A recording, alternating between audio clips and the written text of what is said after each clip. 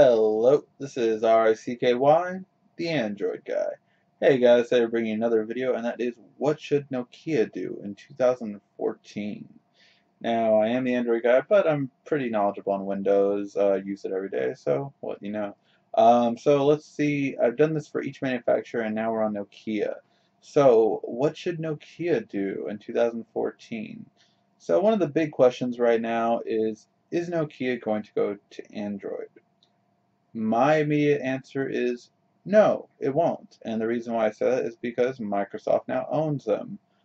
Microsoft, I believe, only bought them so they could have another hardware company, especially so they don't have to make their own Windows Phone, but just make a Nokia Windows Phone and call it, they'll make it next year, call it the Surface Mini or whatever they want to call it. But they could have just, a phone of their own. It's pure Windows, but with Nokia's enhancements. So this is why I believe they will not come to Android. Now, if they did come to Android, if they made a phone even similar to the 1020 and put that on Android, they would, what, quadruple their sales? Absolutely. I think if Nokia came to Android, I think they would beat out Sony and LG easily. I think they would rival HTC in terms of really getting up there in sales. Um, but yeah, they would absolutely be a huge player in Android. I think they would take all the little ones out instantly, and you know what? With Microsoft backing them up, they have the money to lose money, so they could price it way below value, like they did, like they have some of their Lumias. I mean, you can get a decent Lumia for under $100 prepaid right now, so that's insane.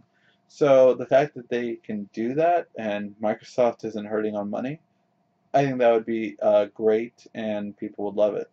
But I do think that it's really something when it comes to Windows right now that I don't think the platform, although it's growing, it is growing every year. Every year the Windows platform has grown internationally, but I do not see it growing, at least in the U.S. So maybe even if they just want to do the U.S., make it a real Android phone and test it, like I said, they will quadruple their numbers because I don't know how much longer AT&T is going to keep backing them if each time they release a phone, put that much marketing into it, put that much, exclusivity on it, and they don't get a return on investment. I mean, each of these phones have not sold well. The 920, the 1020, or sorry, the 920, the 925, 1020, and then the 1520 have not sold well across the board, really, in the U.S.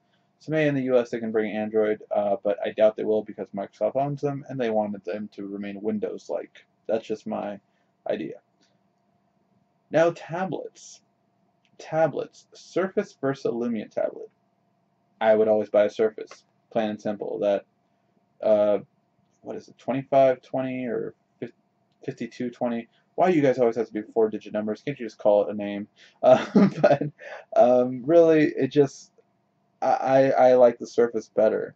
I really do. I like the processor on the Lumia better, but I like that the keyboard dock just seems more than like a keyboard case kind of thing. So I like it. I like the built-in kickstand. There are certain things that I just feel that it's better. I also like that it's slightly bigger screen.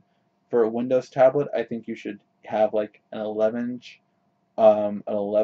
more so, or 11.6-inch or something like that, comparing to a 10-inch tablet. I think a 10-inch is slightly too small for the Windows ecosystem as opposed to another ecosystem.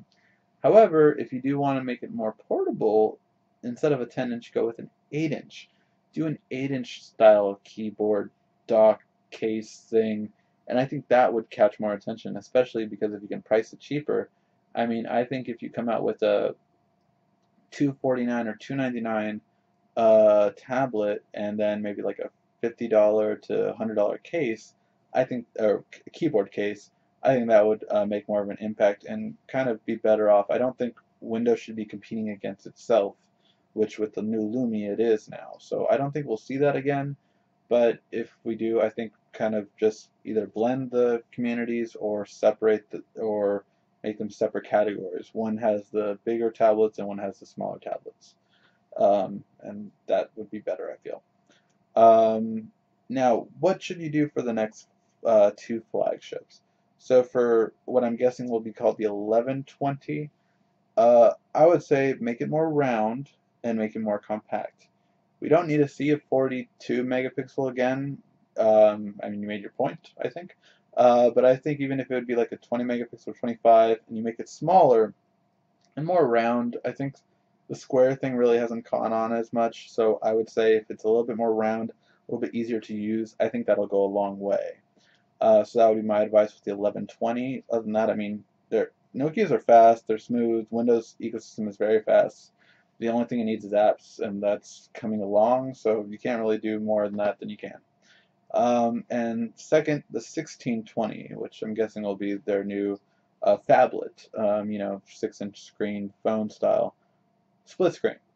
I'm sure whatever patents is in the mobile industry does not apply to Windows because Windows has had split screen forever. So, especially since Microsoft owns Nokia now, they should have split screen on their Windows phablets. It really should. It really shouldn't be that hard. And on Windows, that would go a long way. You have your email and your Office in the same screen. That's ideal. And I think you're going to get a lot more business clientele by doing that, and you're going to attract people that were interested in the Note series maybe over to your side. So that's definitely something that split screen is my biggest thing. That it's one thing why the 1520 failed, why the HTC One Max failed, and why the G Pro failed. Having a big phone doesn't mean anything. The reason why Samsung has done so well in their Note series is because they utilized the big screen. They made it a split screen. They had a pen stylus because it's a big pad, so you can very easily write on it. They did certain things that no one else did at the time that's made it really stand out. So having a big phone doesn't mean anything unless you can utilize it. So utilize it. My easiest thing would be split screen. That should be the number one thing that you should be able to do. Alright, so that's my thoughts on what Nokia should do for 2014. What are your thoughts? Please leave them down below and let me know, and hopefully we can help them out. Thank you for watching. If you did like this, give a thumbs up. This has been RICKY, the Android Guy.